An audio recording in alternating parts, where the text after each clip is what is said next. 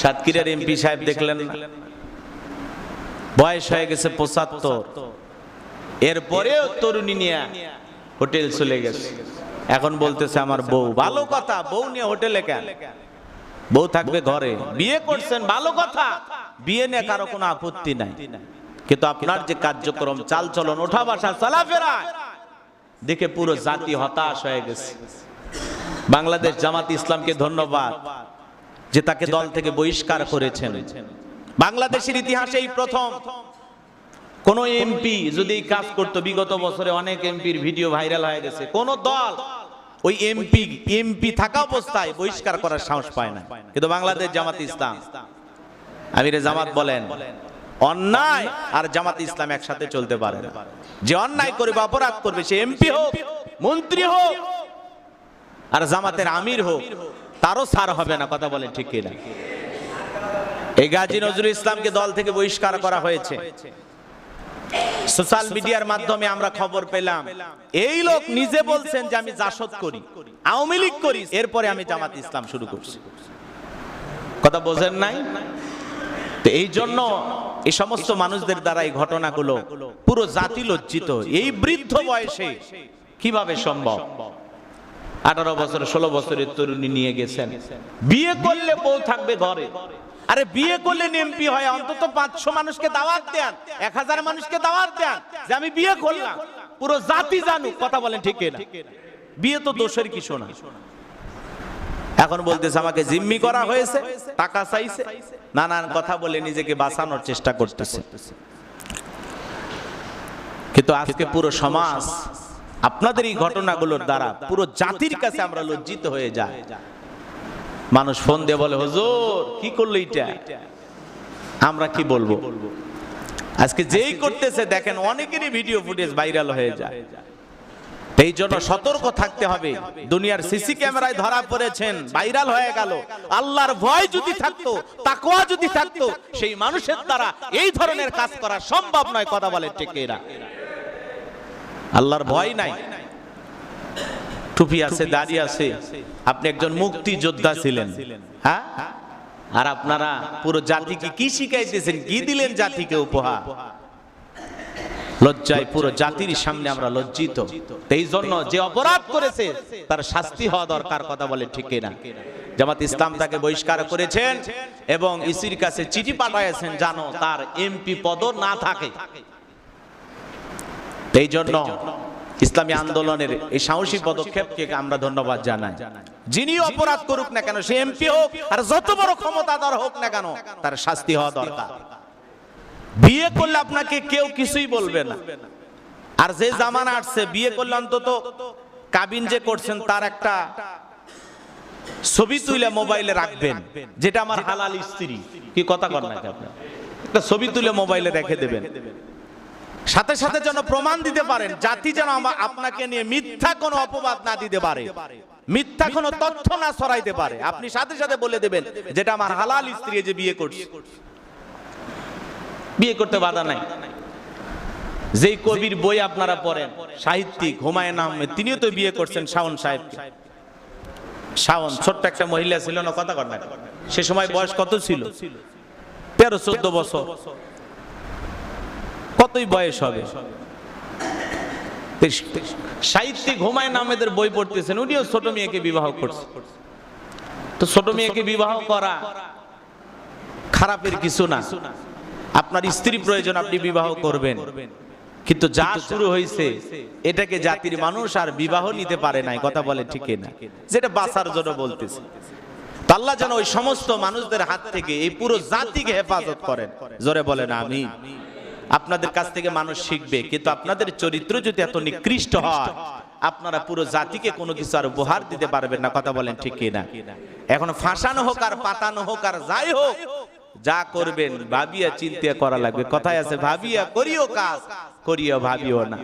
পুরো জাতির সামনে নাকানি চুবানি খাবেন আর নিজেকে বাঁচানোর জন্য বলবেন আমার দ্বিতীয় স্ত্রী। এটা আপনার আগেই বলা উচিত ছিল। বিবাহ করেছেন বলে দেন আমার 2টা বউ 3টা বউ, পুরো জাতি জানুক। সমস্যা কি? একাধিক বিবাহ করা আল্লাহ রাব্বুল আলামিন জায়েজ করে দিয়েছেন, এখানে বাধা দেওয়ার কেউ নাই।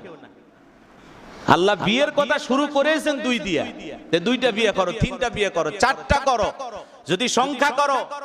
এরকম যদি ভিতরে হয় যে তুমি আদল ইনসাফ প্রতিষ্ঠিত করতে পারবে না, সমতা বজায় রাখতে পারবে না, সকল স্ত্রীর হক সঠিকভাবে আদায় করতে পারবে না, তাহলে একটার নিয়েই থাকো। একাধিক বিবাহ করবেন তাতে কোনো বাধা নাই, কিন্তু সমতা বজায় রাখতে হবে। প্রত্যেকটা স্ত্রীর সাথে সুন্দর আচরণ করতে হবে, এক চোখে দেখতে হবে, মহব্বত ভালোবাসা সব একভাবে হবে, সমানভাবে হবে। আল্লাহ রাব্বুল আলামিন পুরো জাতিকে এই সমস্ত মানুষদের হাত থেকে হেফাজত করেন, জোরে বলুন আমিন। পুরো জাতি লজ্জিত, কি কলঙ্কিত অধ্যায় শুরু হয়ে গেছে। আল্লাহ যেন এই সমস্ত নাফাক মানুষদের হাত থেকে আমাদের সমাজকে রক্ষা করেন, সকলে বলুন আমিন। তো সম্মানিত হাজিরিন, আমি যে কথা বলতে চাচ্ছিলাম, তাহলে কবরে এক নাম্বার যে অপরাধের কারণে শাস্তি হচ্ছে পেশাবের ছিটা ফোঁটা থেকে না বাঁচার কারণে, পেশাব থেকে পবিত্রতা অর্জন না করার কারণে তার কবরে আযাব হইতেছে। এ তরুণ যুবকেরা, রাস্তাঘাটে পেশাব করো কুকুরের মতো দাঁড়াইয়া, বসার চেষ্টাও করো না, এমন টাইট ফিটিং প্যান্ট পরেছো, বসার কোনো কায়দা নাই, বসতে গেলে পিছনের সেলাইটা ফেটে যাবে।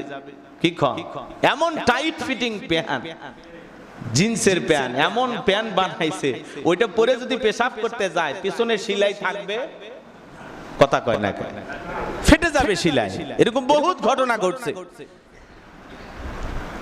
এই ভয়ে ওই যুবক প্যান্টটা তো বাঁচান লাগবে, কয়েকদিন আগে কিনছে মার্কেট থেকে 1000, 1200, 3000 টাকা দিয়ে। এই জন্য চিন্তা করতেছে গুনাহ হয় হোক, প্যান্টের সেলাই না ছিড়ুক। এই জন্য কুকুরের মতো দাঁড়ায় পেশাব করে। পেশাব করার পরে অবশ্যই পানি সংগ্রহ করা থাকে, টিস্যু রেডি থাকে না, কি বলেন? কিচ্ছু নাই। এই যে মাঝে মাঝে আমরা হোটেলগুলোতে, দামি দামি হোটেলগুলোতে যাই, মনে করেন বৈশা যে পেশাব করবেন, নাই, সব দাঁড়ায় সিস্টেম, যে হুজুর দাঁড়ায় পেশাব করে। দামি দামি হোটেলগুলোতে মাঝে মাঝে ব্রেক দেয় না গাড়ি, কি সব দাঁড়ায় পেশাব করার সিস্টেম। তার মানে মানুষ বোঝা যাচ্ছে যেটা মনে হয় ইহুদি খ্রিস্টানদের দেশ হয়ে গেছে, এদেশে মুসলমানের সংখ্যা কম, এজন্য সব দাঁড়ায় পেশাব করতেছে।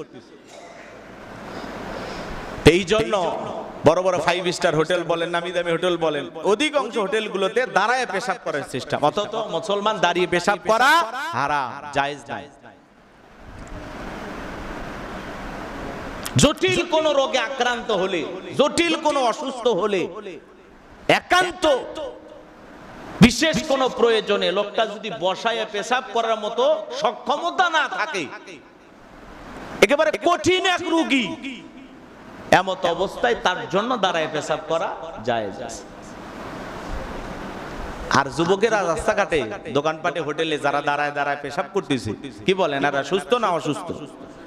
এরা দেখতে সুস্থ, কিন্তু এরা মানসিক ভাবে অসুস্থ, এদের চিন্তা ভাবনা অসুস্থ, এদের চাল চলন ওঠা বসা অসুস্থ। এরা কুকুরের মতো জমিনে চলাফেরা করতেছে নাফাকের হালতে। কুকুর পেশাব করে পানি নেয় না, ও পানি নেয় না, শুধু পায়ের মধ্যে পার্থক্য, এর পা 2টা আর পা 4টা, কিন্তু স্বভাব কুকুরের মতোই। কিন্তু আশরাফুল মাখলুকাত এরকম হলে চলবে না। পেশাব করেছো, টিস্যু নাও, এরপরে পানি ব্যবহার করো। যাদেরকে লক্ষ্য করে আল্লাহ আয়াত নাযিল করেছেন, কোবাবাসী, তারা কি করতেন? পেশাব করে কুলুপ নিতেন, এরপরে পানি ব্যবহার করতেন। যেটা রাসূল যায়া নিজে শুনলেন যে তোমরা কি এমন পবিত্রতা অর্জন করো, কিভাবে পবিত্র হও, যার কারণে তোমাদের জন্য আয়াত নাযিল হয়, সুবহানাল্লাহ। তখন তারা বললেন, এই জন্য আমরা যারা টিস্যু নেই, শুধু টিস্যুই নেব না, এরপরে পানি দিয়ে পরিষ্কার করে ধোবো। পারবো তো ইনশাআল্লাহ? কিন্তু অনেকে টিস্যু নিয়ে অন্যরকম ভাবে একটু চলাফেরা করেন, যেটা দৃষ্টিকটু, এটা করবেন না। লাফালাফি, পা ঝাড়ি ঝুড়ি মারা, বিভিন্ন মানে ভাবভঙ্গি দেখান, এটা করবেন না। স্বাভাবিক থাকার চেষ্টা করবেন। আপনি কি ধরে আছেন যে এরকম ঝাঁকাঝাঁকি লাফালাফি করতেছেন, কি একটা অবস্থা, এরকম করা যাবে না, এটা দৃষ্টিকটু। আর একটা মানুষ তাকাইলে সে লজ্জিত হয়ে যায়। আপনি কাজগুলো কেন করতেছেন? পা ঝাঁকায়, লাফায়, হাত এদিক ওদিক, মানে মোশানি একটা আলাদা, মানে বিশাল কিছু হয়ে যাচ্ছে, একটা মানে শরীরে মানে কারেন্ট শর্ট হয়ে গেছে, বিদ্যুতের শর্ট লেগে গেছে, এরকম করা যাবে না। আদব আছে না? আপনি মুসলমান, আপনার চলাফেরা একটা আদব আছে না? সুন্দর করে আপনি টিস্যু নিয়ে দাঁড়াইলেন, দুই এক কদম হাঁটলেন, কিন্তু সুন্দর একটা আদব, স্থির থাকবেন। এত অস্থির কেন?